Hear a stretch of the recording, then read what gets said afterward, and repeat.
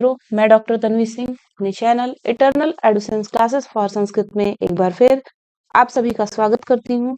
जैसा कि मैंने आपको बताया था कि हमारे चैनल पे जो बिहार की टीचर की वैकेंसी निकली है उसकी तैयारी निःशुल्क कराई जाएगी। एग्जाम का डेट भी घोषित हो गया है। 19 अगस्त से परीक्षाएं शुरू हैं, तो आपके पास ज़्यादा टाइम नहीं है। अगर ठीक से देखा जाए तो आपके पास सिर्फ 2 ही महीने हैं। तो सारा सोचने समझने के बाद एक निष्कर्ष ये निकला कि जो सामान्य अध्ययन वाला पोर्शन है, वो चूंकि बिहार लोक सेवा आयोग इसको करा रहा है, तो बिहार पीसीएस में जो पूछे गए प्रश्न हैं उसमें से ज़्यादातर प्रश्न मिलने की संभावना बहुत ज़्यादा होगी, क्योंकि वो पीसीएस का लेवल बहुत हाई होता है और टीचर का प्रश्न जो होगा वो बहुत ही कठिन नहीं होगा, सामान्य ही होगा। तो अगर आप प्रीवियस ईयर के जो भी पेपर हैं, जिसमें आपका जैसा कि आप स्क्रीन पे देख सकते हैं कि ये बीपीएससी का पूर्वावलोकन है घटना चक्र का।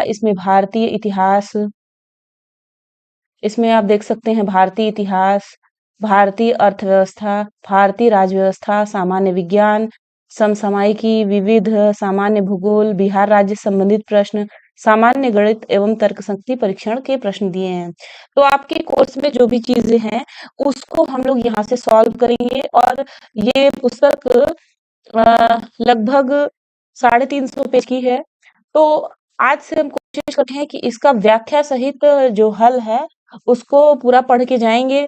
तो मुझे लगता है कि यहाँ से बहुत सारे प्रश्न आपको मिल जाएंगे। तो प्राइमरी का के जो जो बच्चे दे रहे हैं उनको तो पूरा का पूरा मिल जाएगा।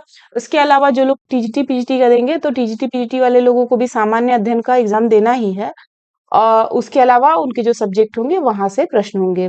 तो ज्यादातर लोग प्राइमरी पे ही फोकस होंगे। तो आज से हम ये क्लास स्टार्ट कर रहे हैं। जिनको भी ये फ्री क्लासेस लेनी है, इसके अलावा भी बहुत सारे मटेरियल मिलेंगे, तो आप हमारे चैनल को ज्वाइन कर सकते हैं। तो ज्यादा समय ना नष्ट करते हुए आज की क्लास को हम स्टार्ट करते हैं।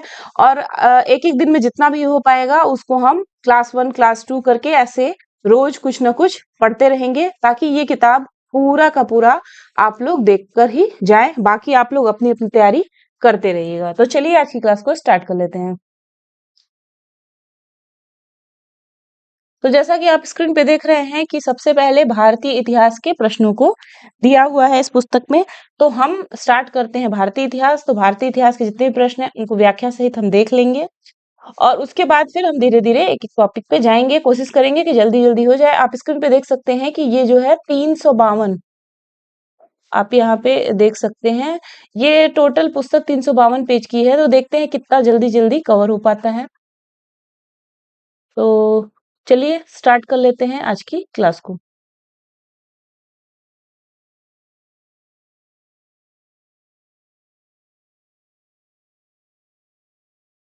तो चलिए स्टार्ट करते हैं पहले प्रश्न से।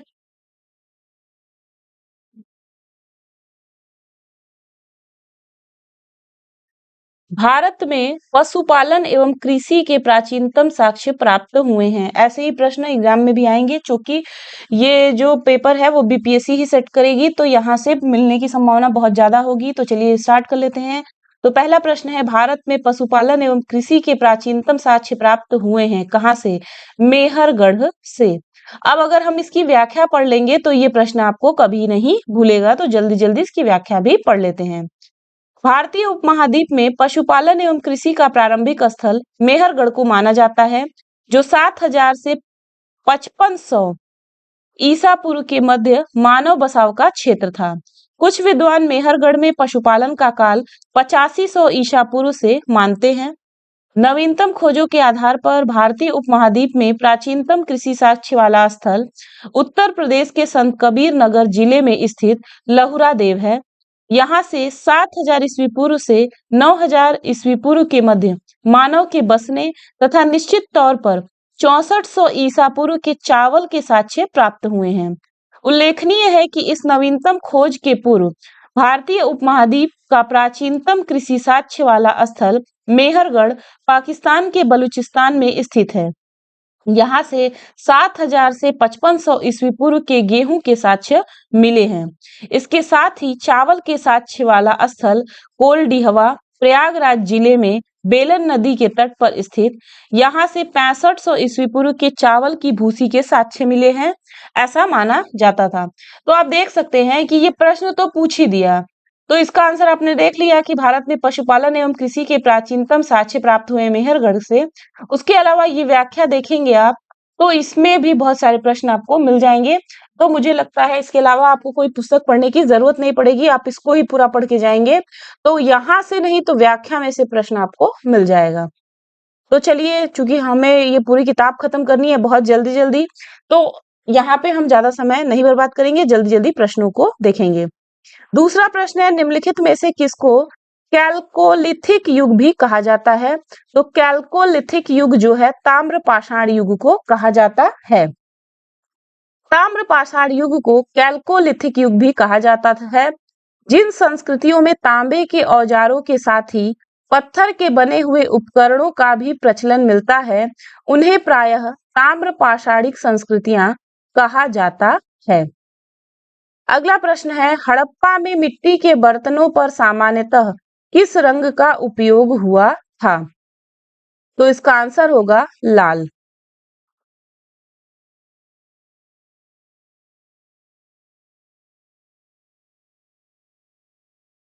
इसकी व्याख्या देख लेते हैं। हड़प्पा निवासी मिट्टी के बर्तनों का व्यापक पैमाने पर निर्माण करते थे। प्रारंभिक हड़प्पा सभ्यता में पैर से चालित चाक का प्रयोग किया जाता था। परिपक्व हड़प्पा के दौर में हाथ से चालित चाकों का प्रयोग किया जाने लगा था। डिजाइन के आधार पर इन बर्तनों की दो श्रेणियां थीं, एक तो बिना डिजाइन वाले बर्तन तथा दूसरे चित्रित मृदभांड। मृदभांडों को बनाने वाली मिट्टी में रेत का मिश्रण किया जाता था, जिनको पकाने पर यह हल्के भूरे लाल रंग का रूप ग्रहण कर लेती थी। इन मृदभांडों के ऊपरी हिस्सों में लाल रंग की पुताई कर दी जाती थी तथा निचले हिस्से में काले रंग से विभिन्न प्रकार की चित्रकारी की जाती थी। अगला प्रश्न है, सिंधु सभ्यता निम्नलिखित में से किस युग में पड़ता है? तो सिंधु सभ्यता जो है आद्य ऐतिहासिक काल में पड़ता है। ऐतिहासिक काल का निर्धारण पठनीय लेखन कला के ज्ञान के आधार पर किया जाता है। लेखन कला के ज्ञान से पहले का कालखंड प्राग ऐतिहासिक कालखंड होता है। भारतीय इतिहास में 2500 बीसी से 600 बीसी का कालखंड आद्य ऐतिहासिक माना गया है। सैंधव सभ्यता आद्य ऐतिहासिक काल की सभ्यता है, क्योंकि यहाँ पर लेखन कला का ज्ञान तो है परंतु अभी तक इसे पढ़ा नहीं जा सका है। अगला है, सिंधु घाटी सभ्यता की सबसे महत्वपूर्ण विशेषता क्या है? तो इसका आंसर है पक्की ईंट से बनी इमारत।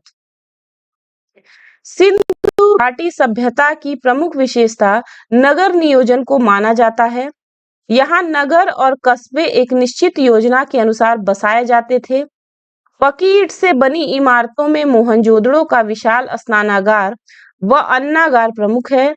इनकी सतह पक्की ईंटों की है, जिसे जिप्सम और तथा मोर्टार द्वारा जोड़ा गया है। अगला प्रश्न है, निम्नलिखित में से कौन सा एक हड़प्पा का बंदरगाह है? तो इसका आंसर है लोथल। हड़प्पीय नगर लोथल गुजरात के अहमदाबाद जिले में भोगवा नदी के किनारे स्थित है।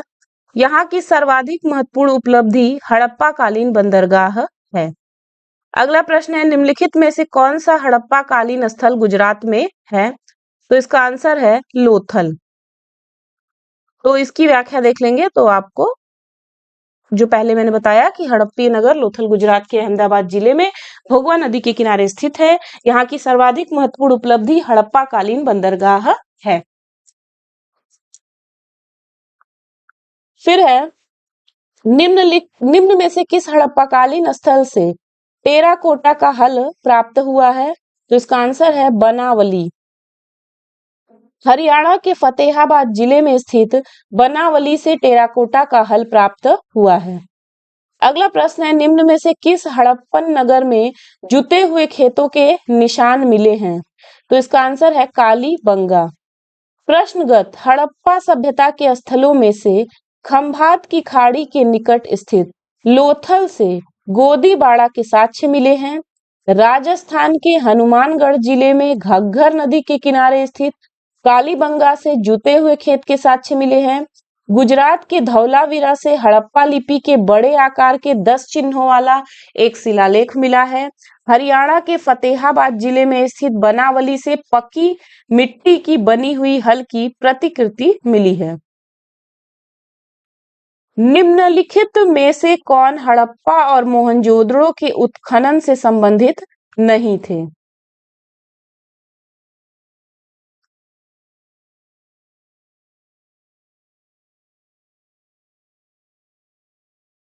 तो इसका आंसर है वी.ए. स्मिथ उत्खनन से संबंधित नहीं थे। तो देख सकते हैं वर्ष 1921 में दयाराम साहनी ने हड़प्पा का सर्वेक्षण किया। वर्ष 1926-27 से वर्ष 1933-34 में माधो स्वरूप वत्स हड़प्पा के उत्खनन कार्य से संबंधित रहे। मोहनजोदड़ो की खोज सर्वप्रथम वर्ष 1922 में राखालदास बनर्जी ने की तथा इसके पुरातात्विक महत्व की ओर ध्यान आकर्षित किया। इनके अतिरिक्त कुछ अन्य विद्वान के.एन. दीक्षित, अर्नेस्ट मैके, आर.एल. स्टीन, ए. घोष, जे.पी. जोशी आदि ने भी इस सभ्यता की खोज में महत्वपूर्ण योगदान दिया। अतः स्पष्ट है कि वी.ए. स्मिथ हड़प्पा सभ्यता की खोज से संबंधित नहीं रहे, बल्कि ये भारतविद एवं कला इतिहासकार के रूप में प्रसिद्ध थे। अगला प्रश्न है, बोगज कोई का महत्व इसलिए है कि वहां जो अभिलेख प्राप्त हुए हैं उनमें वैदिक देवी एवं देवताओं का वर्णन मिलता है। अब ये व्याख्या देख लीजिए। बोगज कोई एशिया माइनर से 14वीं शताब्दी ईस्वी पूर्व के कुछ अभिलेख मिले हैं। इस अभिलेख में ऐसे राजाओं का उल्लेख आया है जिनके नाम आर्यों जैसे थे और जो संधियों के साक्ष्यों तथा रक्षा के लिए इंद्र, मित्र, वरुण एवं नासत्य देवताओं का आह्वान करते थे। इससे ज्ञात होता है कि वैदिक आर्य ईरान से होकर ही भारत आए होंगे। अगला प्रश्न है, प्रसिद्ध 10 राजाओं का युद्ध किस नदी के तट पर लड़ा गया? तो इसका आंसर है परुष्णी। 10 राज्य युद्ध, 10 राजाओं का युद्ध परुष्णी नदी वर्तमान में रावी के तट पर लड़ा गया, जिसमें भरतों के राजा सुदास ने 10 राजाओं के एक संघ को हराया। इस संघ में आर्यों के प्रमुख जन अनु, दुह, यदु, पुरु, तुर्वसु तथा 5 लघु जनजातियों का समूह सम्मिलित था, जिसके पुरोहित विश्वामित्र थे। अगला है, ऋग्वेद का कौन सा मंडल पूर्णतः सोम को समर्पित है? तो इसका आंसर है 9वां मंडल।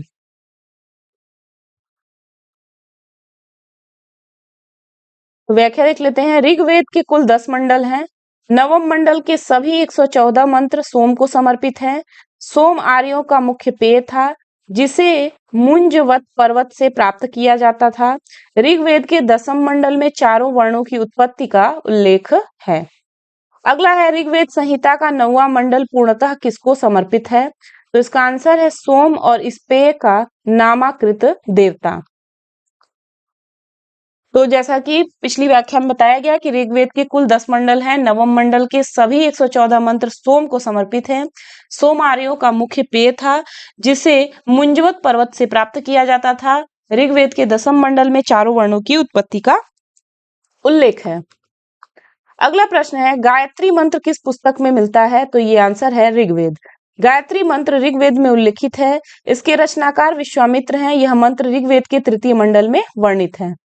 अगला प्रश्न है, निम्न में से किस भारतीय दर्शन ने परमाणु सिद्धांत का प्रतिपादन किया? तो इसका आंसर है वैशेषिक। वैशेषिक दर्शन के अनुसार सृष्टि का निर्माण अणु से हुआ है। महर्षि कणाद इस दर्शन के प्रवर्तक थे। अगला प्रश्न है, महावीर स्वामी का जन्म कहाँ हुआ था? तो महावीर स्वामी का जन्म कुंडग्राम में हुआ था। महावीर स्वामी का जन्म कुंडग्राम या कुंडलपुर में वैशाली के निकट लगभग 599 ईस्वी पूर्व में हुआ था।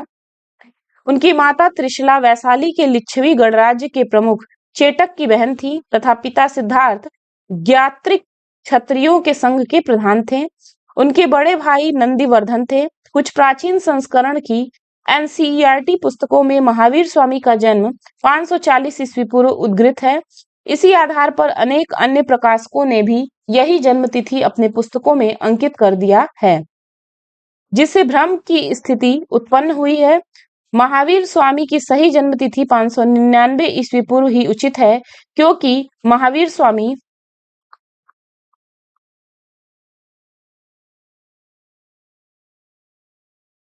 महात्मा बुद्ध के पहले के काल के हैं। महात्मा बुद्ध का जन्म 563 ईस्वी पूर्व है। एनसीईआरटी के नवीनतम संस्करणों में भी अब महावीर स्वामी का जन्म 599 ईस्वी पूर्व प्रकाशित हो चुका है। महावीर जैन की मृत्यु निम्नलिखित में से किस नगर में हुई? तो इसका आंसर है पावापुरी। महावीर स्वामी का जन्म 599 ईस्वी पूर्व में वैशाली के निकट कुंडग्राम में हुआ था। उनके पिता सिद्धार्थ ज्ञात्रिक क्षत्रियों के संघ के प्रधान थे, जो वज्जी संघ का एक प्रमुख सदस्य थे। 527 ईस्वी पूर्व के लगभग 72 वर्ष की आयु में राजगृह के समीप स्थित पावापुरी नामक स्थान में उन्होंने शरीर त्याग दिया। अगला प्रश्न है, भगवान महावीर का प्रथम शिष्य था जामाली। भगवान महावीर का जन्म क्षत्रिय वंश में सिद्धार्थ के यहाँ 599 ईसा पूर्व में हुआ था। उनकी पत्नी का नाम यशोदा था। उनसे प्रियदर्शना नामक एक पुत्री उत्पन्न हुई। उसी पुत्री का विवाह जामाली नाम के क्षत्रिय से हुआ था, जो बाद में महावीर स्वामी का अनुयायी बन गया। यह उनका प्रथम शिष्य था। जामाली के बाद में महावीर का विरोध किया और बहुरतवाद नामक एक नए संप्रदाय की शुरुआत की। 11 अन्य प्रधान शिष्य, जिन्हें गणधर कहा जाता था, निम्न प्रकार थे: इंद्रभूति, अग्निभूति, वायुभूति। तीनों भाई थे: आर्यव्यक्त, सुधर्मन, मंडिक पुत्र, मौर्यपुत्र, अकंपित, अचल, मैत्रेय तथा प्रभास। अगला प्रश्न है, निम्नलिखित में से कौन सबसे पूर्वकालिक जैन ग्रंथ कहलाता है? तो इसका आंसर है 14 पूर्व। 14 पूर्व प्राचीनतम जैन ग्रंथ है। अंतिम नंद राजा के समय में संभूत विजय तथा भद्रबाहु संघ के अध्यक्ष थे तथा ये ही महावीर द्वारा प्रदत्त 14 पूर्वों के विषय में जानने वाले अंतिम व्यक्ति थे। 12 अंग में जैन सिद्धांतों का संकलन प्रथम जैन सभा में किया गया था। अगला प्रश्न है, महात्मा बुद्ध ने अपना पहला धर्म चक्र प्रवर्तन किस स्थान पर दिया था? तो इसका आंसर है सारनाथ में। तो इसकी व्याख्या देख लेते हैं। 6 वर्षों की साधना के पश्चात 35 की अवस्था में वैशाख पूर्णिमा की रात्रि को एक पीपल के वृक्ष के नीचे गौतम बुद्ध को ज्ञान प्राप्त हुआ। ज्ञान प्राप्ति के बाद ही वे बुद्ध कहलाए। ज्ञान प्राप्ति के पश्चात गौतम बुद्ध ने अपने मत का प्रचार प्रारंभ किया। उरुबेला से वे सबसे पहले ऋषि पत्तन, वर्तमान में सारनाथ आए। यहाँ उन्होंने 5 ब्राह्मण सन्यासियों को पहला उपदेश दिया। इस प्रथम उपदेश को धर्म चक्र प्रवर्तन कहा जाता है। यह उपदेश दुख, दुख के कारणों, दुख का अंत तथा उनके समाधान से संबंधित था। इसे 4 आर्य सत्य भी कहा जाता है। अगला प्रश्न है, महात्मा बुद्ध का महापरिनिर्वाण कहाँ हुआ था? तो आंसर है कुशीनगर में। महात्मा बुद्ध ने अपना पहला उपदेश सारनाथ में दिया। उसके पश्चात वे बौद्ध धर्म के प्रचार के लिए कपिलवस्तु, राजगृह, वैशाली तथा कौशल राज्य गए। सबसे अधिक बौद्ध धर्म का प्रचार कौशल राज्य में हुआ। कौशल नरेश प्रसेनजीत ने भी अपने परिवार के साथ बुद्ध की शिष्यता ग्रहण की थी। अपना प्रचार करते हुए वे मल्लों की राजधानी पावा पहुंचे। यहाँ वे चुंद नामक लुहार की आम्रवाटिका में ठहरे। उसने बुद्ध को सूकर मददव खाने को दिया। इससे उन्हें रक्तातिसार हो गया और भयानक पीड़ा उत्पन्न हुई। इस वेदना के बाद भी वे कुशीनगर मल्लगढ़ राज्य की राजधानी पहुंचे। वही 483 ईस्वी पूर्व में 80 वर्ष की अवस्था में उन्होंने शरीर त्याग दिया। बौद्ध ग्रंथों में इसे महापरिनिर्वाण कहा जाता है। अगला प्रश्न है, त्रिपिटक किसकी धार्मिक पुस्तक है? तो त्रिपिटक जो है वो बौद्ध की धार्मिक पुस्तक है। तो आप व्याख्या में देख सकते हैं कि त्रिपिटक बौद्ध धर्म ग्रंथों में सर्वाधिक महत्वपूर्ण है। बुद्ध की मृत्यु के बाद उनकी शिक्षाओं को संकलित कर 3 भागों में बांटा गया। इन्हीं को त्रिपिटक कहते हैं। ये हैं विनय पिटक। विनय पिटक जो है संघ संबंधी नियम तथा आचार की शिक्षाएं देता है। दूसरा है सुत्त पिटक, इसमें महात्मा बुद्ध के वचन हैं। और तीसरा है अभिधम्म पिटक, इसमें दार्शनिक सिद्धांत हैं। अगला प्रश्न है, त्रिरत्न या तीन रत्न जैसे सटीक ज्ञान, सच्ची आस्था और सटीक क्रिया निम्न में से किससे संबंधित है? तो ये बौद्ध धर्म से संबंधित है। चलिए इसकी व्याख्या देख लेते हैं।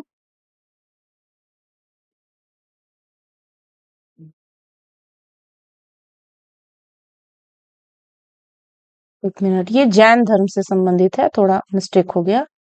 तो फिर से इसका व्याख्या देख लीजिए। जैन धर्म में मोक्ष के लिए तीन साधन आवश्यक बताए गए हैं: सम्यक धारण, दर्शन, सम्यक चरित्र एवं सम्यक ज्ञान। इन तीनों को जैन धर्म में त्रिरत्न की संज्ञा दी गई है।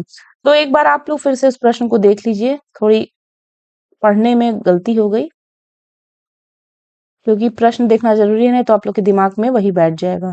त्रिरत्न या तीन रत्न जैसे सटीक ज्ञान, सच्ची आस्था और सटीक क्रिया निम्न में से किससे संबंधित है? तो ये जैन धर्म से संबंधित है। अब अगला प्रश्न देख लीजिए। निम्नलिखित में से कौन सी बात बौद्ध धर्म तथा जैन धर्म में समान नहीं है? आत्मदमन। अब व्याख्या देखेंगे तो समझ में आ जाएगा। गौतम बुद्ध ने मध्यम मार्ग का उपदेश दिया। वे मोक्ष के लिए कठोर साधना एवं काया क्लेश में विश्वास नहीं करते थे। इसके विपरीत महावीर स्वामी ने मोक्ष प्राप्ति के लिए घोर तपस्या तथा शरीर त्याग को आवश्यक बताया। अगला प्रश्न है, बोधगया में बोधि वृक्ष अपने वंश की इस पीढ़ी का है? पंचम। महाबोधि मंदिर स्थित वर्तमान बोधि वृक्ष वह नहीं है जिसके नीचे बैठकर महात्मा बुद्ध ने ज्ञान प्राप्त किया था। वेद सांग के अनुसार उस मूल वृक्ष को 7वीं शताब्दी में सम्राट शशांक ने नष्ट कर दिया था।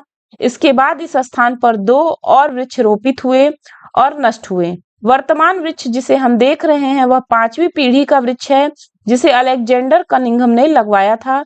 यह वृक्ष पूरी तरह संरक्षित है और केवल इससे गिरी हुई पत्तियों को ही छूने एवं उठाने का अधिकार है। एक अन्य तथ्य के अनुसार यह वृक्ष क्रमशः 2 बार सम्राट अशोक एवं 1 बार पुष्यमित्र शुंग, 1 बार पूर्व वर्मा तथा अंत में कनिंघम द्वारा लगवाया गया था। अतः यह 6ठी पीढ़ी का वृक्ष है। बिहार सरकार के पर्यटन विभाग की वेबसाइट पर इसे 5वीं पीढ़ी का बताया गया है। तथ्यों में विवाद होने के कारण बिहार लोक सेवा आयोग ने इस प्रश्न का मूल्यांकन से बाहर कर दिया था। तो ये प्रश्न नहीं पूछेगा, लेकिन आपको जानकारी होनी चाहिए, हो सकता है पूछ ही दे। बराबर की गुफाओं का उपयोग किसने आश्रय गृह के रूप में किया? तो इसका आंसर है आजीवकों ने।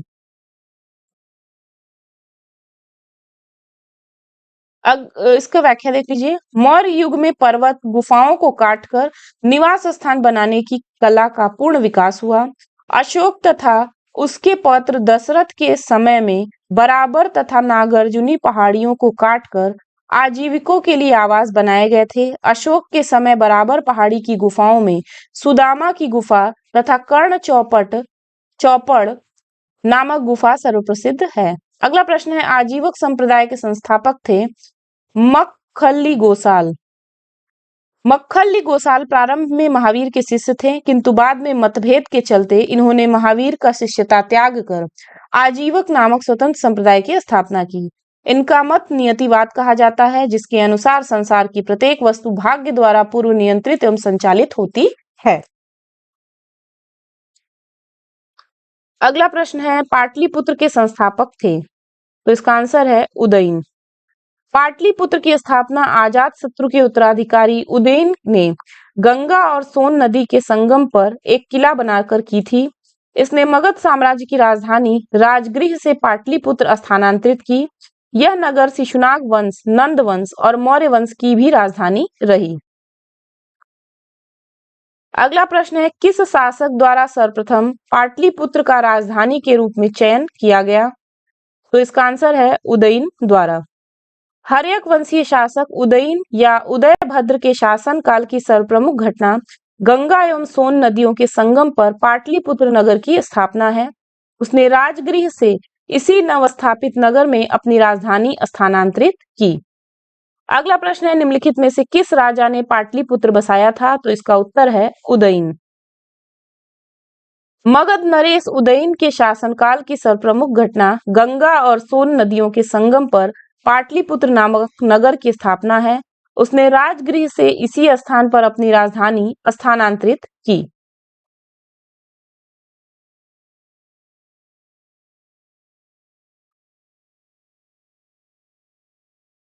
अगला प्रश्न है, विश्व का पहला गणतंत्र वैशाली में किसके द्वारा स्थापित किया गया? तो इसका आंसर है लिच्छवी। आप देख सकते हैं कि ये सब बीपीएससी में पूछा गया प्रश्न है। वैशाली के लिच्छवियों ने विश्व का पहला गणतंत्र स्थापित किया था। वैशाली बुद्ध काल का सबसे बड़ा तथा शक्तिशाली गणराज्य था। लिच्छवी वज्र संघ में सर्वप्रमुख थे। अगला है, मगध की प्रारंभिक राजधानी कौन सी थी? तो इसका आंसर है राजगृह गिरिव्रज। पुराणों के अनुसार मगध पर शासन करने वाला पहला राजवंश बृहद्रथ था। इस वंश के पहले राजा बृहद्रथ का पुत्र जरासंध था, जिसने राजगृह गिरिव्रज को अपनी राजधानी बनाया। बौद्ध ग्रंथों के अनुसार मगध का प्रथम प्रतापी शासक बिंबिसार था।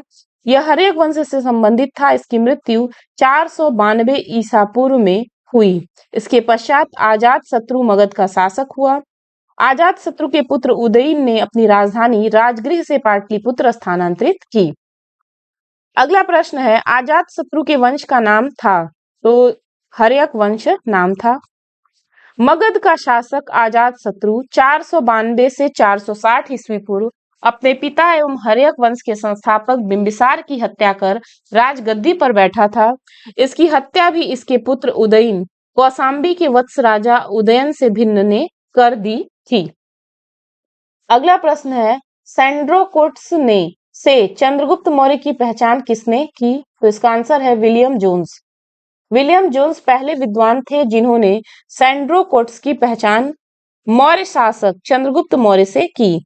एरियन तथा प्लूटार्क ने चंद्रगुप्त मौर्य को एंड्रोकोट्स के रूप में वर्णित किया है, जबकि जस्टिन ने सैंड्रोकोट्स चंद्रगुप्त मौर्य और सिकंदर महान की भेंट का उल्लेख किया है।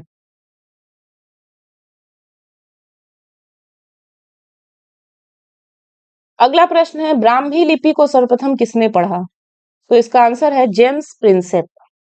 सर्वप्रथम 1837 ईस्वी में जेम्स प्रिंसेप नामक अंग्रेज विद्वान ने अशोक के लेखों ब्राह्मी लिपि का उद्वाचन किया, किंतु उन्होंने लेखों के देवानाम्पी की पहचान सिंघल के राजा तिस्स से कर डाली।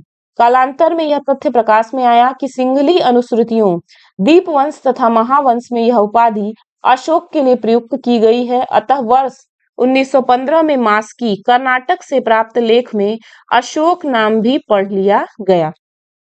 अगला प्रश्न है, मेगस्थनीज की पुस्तक का नाम क्या है? तो इसका आंसर है इंडिका। चंद्रगुप्त मौर्य सिकंदर का समकालीन शासक था। सिकंदर के समकालीन विदेशी लेखक नियार्कस, आनेसिक्रियस, अरिस्तोबुलस तथा मेगस्थनीज थे, जिनके विवरण चंद्रगुप्त मौर्य के विषय में सूचनाएं देते हैं। विदेशी लेखकों में मेगस्थनीज का नाम सर्वाधिक महत्वपूर्ण है, जिसकी पुस्तक इंडिका मौर्य इतिहास का प्रमुख स्रोत है। अगला प्रश्न है, इंडिका का लेखक कौन था? तो इसका आंसर है मेगस्थनीज। मेगस्थनीज की पुस्तक इंडिका में पाटलिपुत्र के नगर प्रशासन का वर्णन मिलता है। इसके अनुसार पाटलिपुत्र नगर का प्रशासन 30 सदस्यों की विभिन्न समितियों द्वारा होता था। इसकी कुल 6 समितियां होती थीं तथा प्रत्येक समिति में 5 सदस्य होते थे। समिति का कार्य बिक्री कर वसूल करना था। विक्रय कर मूल्य का 10वें भाग के रूप में वसूल किया जाता था। करों की चोरी करने वाले को मृत्युदंड दिया जाता था। इसलिए विकल्प जो बी है वो सही है। अगला प्रश्न है, मेगस्थनीज दूत था सेल्यूकस का।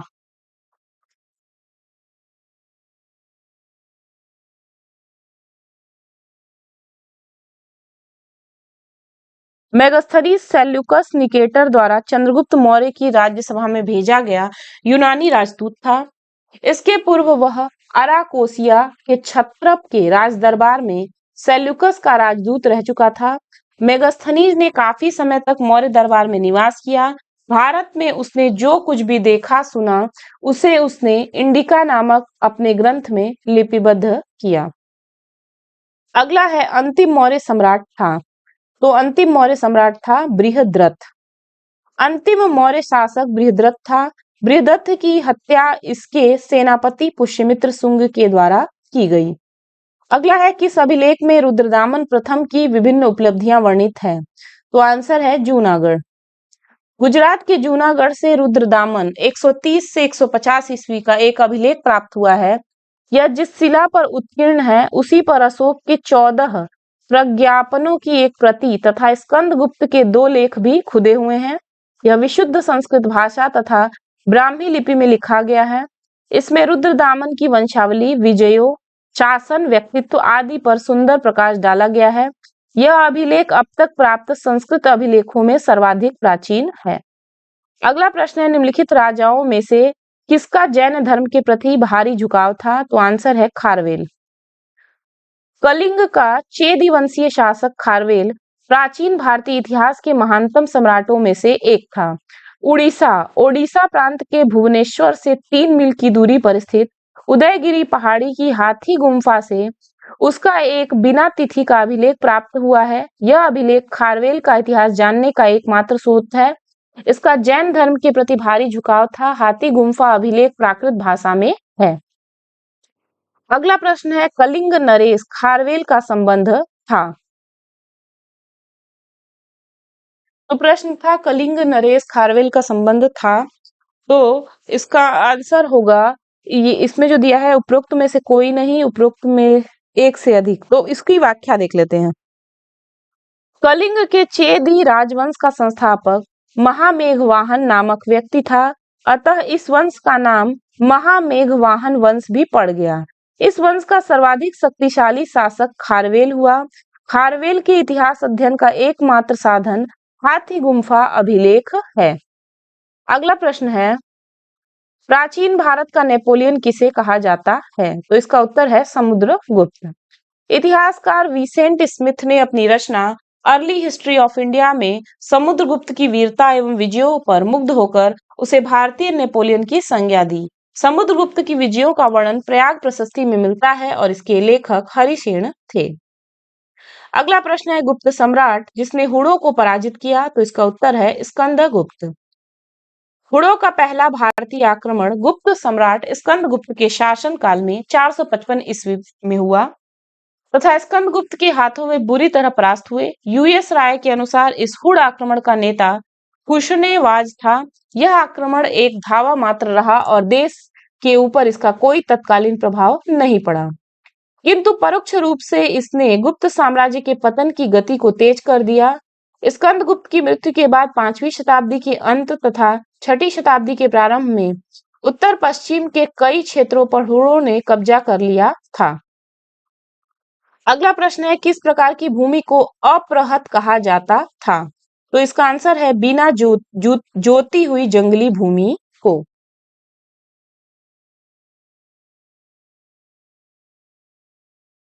तो इसकी व्याख्या देख लेते हैं।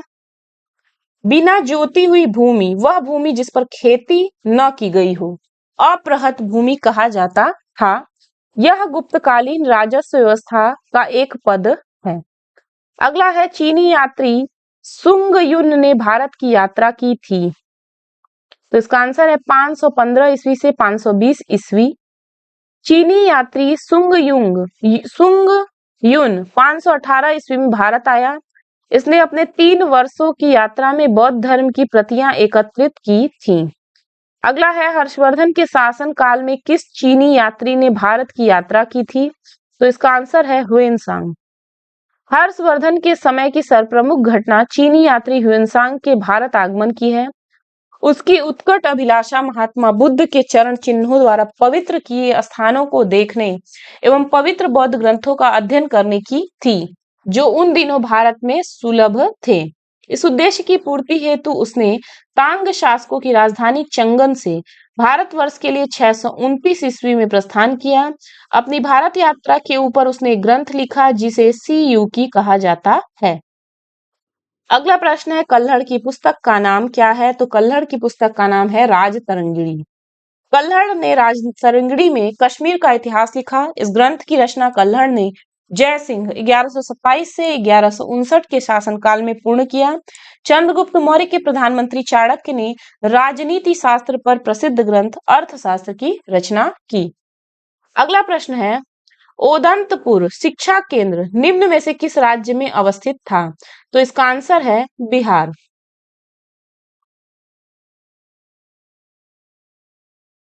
ओदंतपुर जिसे उदनापुर भी कहा जाता है, उदंतपुर जिसे उदनापुर भी कहा जाता है, प्राचीन काल में एक प्रमुख शिक्षा केंद्र था। यह बिहार राज्य में अवस्थित था। इसकी स्थापना पाल वंश के प्रथम शासक गोपाल ने की थी। अब यही हम आखिरी प्रश्न 51, चूंकि आज पहला दिन है तो 51 जो होती है वो संख्या शुभ होती है, तो हम आज की क्लास में ये टोटल 51 प्रश्नों को देखकर आज की पहली क्लास को यहीं पे समाप्त करेंगे और देखेंगे कि कितने लोग जुड़ रहे हैं। उस हिसाब से हम जल्दी जल्दी इन चीजों को कवर करेंगे, क्योंकि ज्यादा से ज्यादा लोग देखेंगे तो ये जो वीडियो है इसको बनाना सार्थक होगा। तो आप लोग कोशिश करिए अपने ज्यादा से ज्यादा मित्रों को इसमें जोड़िए। तो आज ये लास्ट प्रश्न देख के हम क्लास को यहीं समाप्त करेंगे। कर्नाट वंश का संस्थापक कौन था? तो इसका आंसर है नान्य देव। कर्नाट वंश के संस्थापक नान्य देव 1097 से 98 ईस्वी थे। वे एक महान योद्धा थे। नान्य देव ने कर्नाट की राजधानी सिमरावगढ़ को बनाया। कर्नाट वंश का शासनकाल 1097 से 1325 ईस्वी मिथिला का स्वर्ण युग कहा जाता है या कहलाता है। ठीक है, तो इसको आप लोग देख लीजिएगा। अगली क्लास यानी क्लास 2 जो होगी उसको हम स्टार्ट करेंगे 52 नंबर के क्वेश्चन से। तो आप लोग ये पूरी क्लास देख लीजिएगा। आज की क्लास को हम यहीं पे समाप्त कर रहे हैं। अगर आप हमारे चैनल पे नए हैं तो हमारे चैनल को जरूर सब्सक्राइब करिए। मिलते हैं अगली क्लास में अगले वीडियो के साथ। तब तक के लिए नमस्कार।